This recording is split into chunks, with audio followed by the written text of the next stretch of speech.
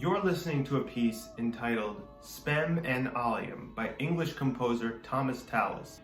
This piece is a seminal example of music composed between the 14th and 16th century, popularly known as Renaissance music. Renaissance music is often known as the weird cousin or the black sheep of music of the Western canon, and that is why it will be the focus of this week's episode of Lost Genres.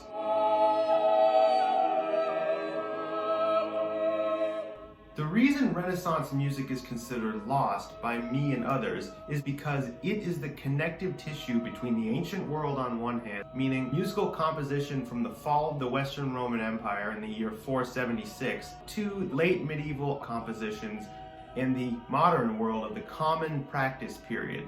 This is what we think of when we think of big C classical music. That means everyone from Monteverdi, Corelli, Bach, up through Mozart, Haydn, Beethoven, and all the way to the end of the 19th century with Tchaikovsky, Mahler, and Strauss. Renaissance music shares characteristics with both, but really inhabits the world of neither. In fact, you could say the period where Renaissance music flourished was possibly the most transformative time in the history of human music making ever. And this is in no small part to the general spirit of the Renaissance that was permeating all of Europe at this time. A quick overview of what the Renaissance was, in case you're not familiar. Basically, at the end of the Middle Ages, there was a deliberate effort instigated by the Medici family to look backward to pre-Christian antiquity and try to rescue obscure ideas in art, philosophy, and literature to benefit contemporary European society as a whole. This resulted in prominent artists like Michelangelo, Leonardo Da Vinci, Raphael, Donatello, Benvenuto Cellini, rediscovering the techniques and practices of sculptors of antiquity. Literature from Juvenal, Martial, and Ovid was recovered and mass-produced, which sparked a reinvigoration in European literature. It was during the Renaissance that the scientific study of perspective in art began, that revolutionized painting and led to all modern art that we enjoy today. And just like these forms of art, music saw a resurgence of some past practices mixed with contemporary innovation that led to Renaissance music being the pivot point to the music of modernity. But what made Renaissance music this pivot point? What new innovations were introduced that radically separated from the medieval and ancient music? To understand this, it's important to get a brief history of medieval music so you can really see the contrast of why Renaissance was, as I mentioned, this pivotal pivot point in music history.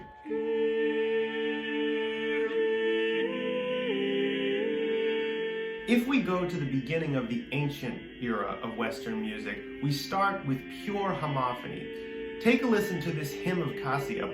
This was believed to be composed around the year 800. So this is a piece of music that, as far as we know, is 1200 years old. Take a listen.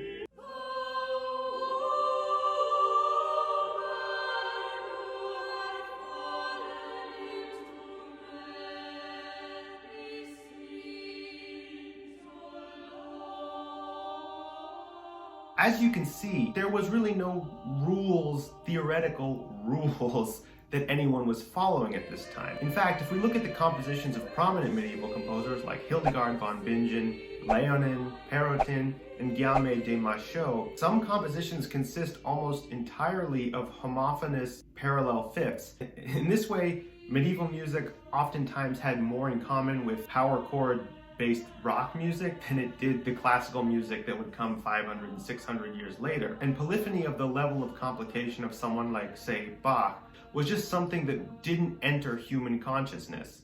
Now, with that established, this is where Renaissance music comes into play and really changes things up.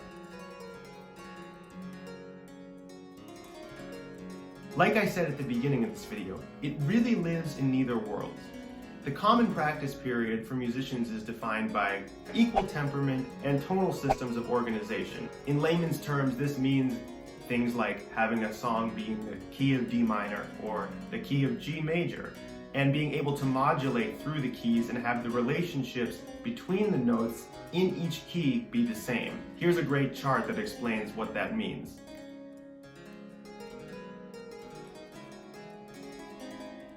These are the key elements of the common practice period. In order to understand Renaissance music, you have to understand this was not a factor in the music. In short, Renaissance music is modal. Before the tonal organization of music, songs were in modes, not keys. Now, it wasn't the homophony of the medieval ages. It also wasn't the equal-tempered, tonally organized common practice period. To put it as simply as possible, when you're listening to Renaissance music, it often feels as if it's floating. There appears to be no real musical center of gravity or key center the way we think about it as modern musicians. The way I could explain it best for a non-musician is being able to put music in any key you want is like picking any food you want with any topping or side you want as well. Modal music is picking the food and that's it. You want pancakes? That's all you get. Chicken? That's it. There's no modifying in any way. For example, this incredible piece, Misa Papa Marcellus by Giovanni di Pierluigi Palestrina, is in the Dorian mode. In fact, here on the sheet music, you can see it's in D Dorian. But at the time, because of the non-equal temperament of instruments, you would simply say the piece is in Dorian mode. And then it would be up to the performer to make sure the relationships of the tones fit into the Dorian mode.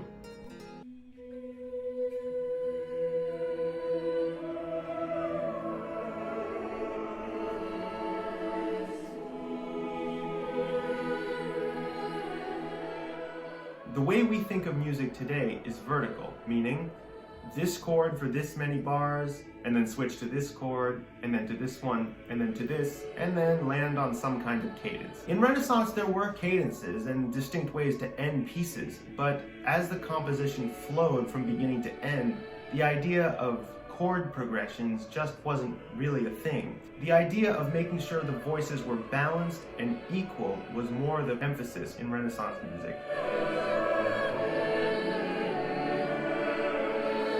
While it is true Renaissance music was not organized in the tonal system of the common practice period, there was many musical characteristics it had that in fact jumped ahead of the common practice period and had more in common with music of the early 20th century, even jazz to some extent.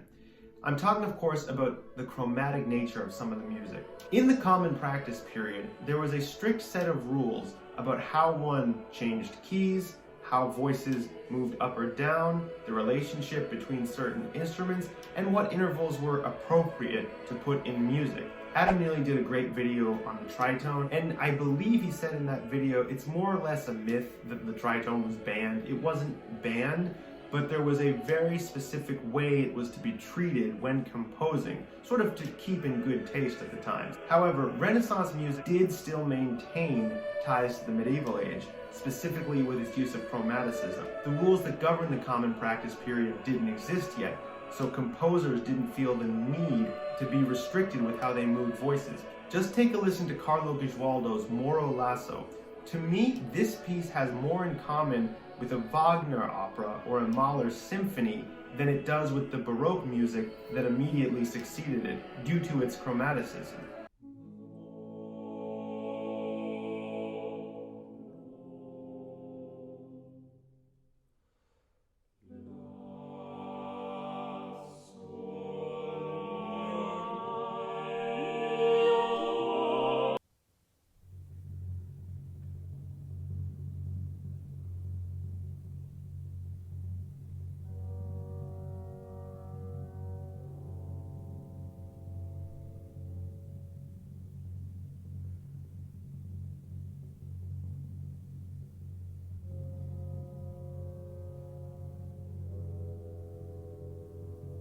So as we've established, Renaissance music is far more polyphonous than medieval music, but not quite a part of the common practice period because there was no tonal organization.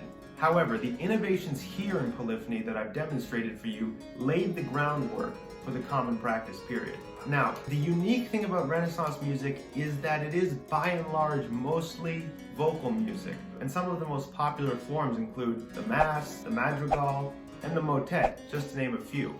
That's not to say there wasn't instrumental music.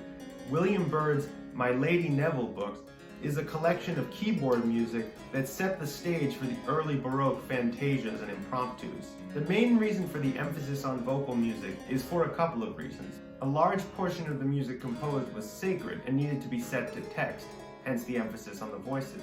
Secondly, there is no orchestras, so to speak of at this time. There are lute players and early harpsichords are coming into their own, and the very beginnings of instruments like the viola da gamba are starting to make their appearance in Europe, but there really isn't a way to make a giant booming sound akin to the way we think of orchestras today. So, most music was sung, accompanied sometimes by a lute, sometimes by a harpsichord if it was around. Music itself was still very much in its beginning germination in human history. I wanted to give a few recommendations of composers you should check out if you're interested in Renaissance music like I am for its unique horizontal texture. The first would have to be Palestrina's Misa Papa Marcelli, or the Mass for Pope Marcellus. This piece, I think to many people, stands out as one of the pinnacles of Renaissance music for its perfect balance among the voices and its synchronization with the text. Oftentimes, throughout the text, as it speaks of Jesus rising up, the music will rise, and when it speaks of sin or going down, the music goes down.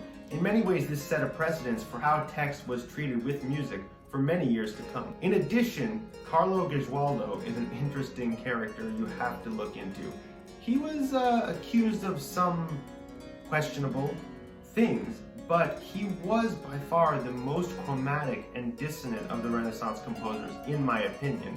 The aforementioned Moro Lasso is fantastic, and you should definitely check out some of his secular madrigals, as they really showcase a fluid and dynamic chromaticism that illustrates why Renaissance music is so great. Also, the Spemmen Allium by Thomas Tallis is a landmark. William Byrd wrote some great keyboard music. Overall, Renaissance music is a style that is not really touched upon in the classical world because, well, it's not a part of classical music, technically, but it is super important, I believe, and it offers new avenues and new inspirations and new ways to view music, both contemporary and classical.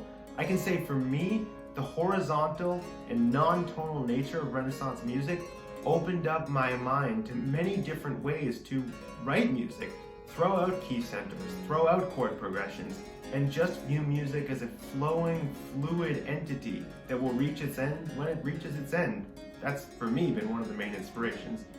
It's truly an incredible chapter in the history of Western society, and that is why I believe Renaissance music should no longer be lost.